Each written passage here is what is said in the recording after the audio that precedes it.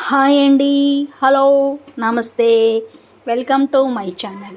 ఈరోజు మన వీడియోలో ఎర్లీ మార్నింగే మనకి టీ చాయ్ లేకపోతే మనకి రోజు గడవదు కదండి. చాయ్ అల్లం బెల్లం టీ ఎలా తయారు చేసుకోవాలో చూపిస్తున్నాం.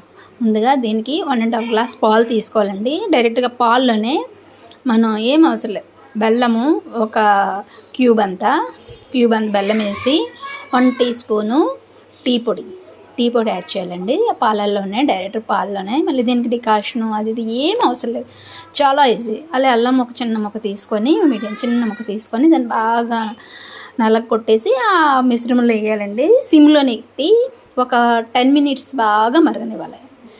బాగా మరిగిన తర్వాత అల్లం టీ రెడీ. అల్లం బెల్లం టీ రాయలసీమ స్పెషల్, చాలా బాగుంటుందండి. టీ షుగర్ పేషెంట్లైనా ఎవరైనా బాగా తాగొచ్చు. చాలా బాగుంది కదండి. Thank you.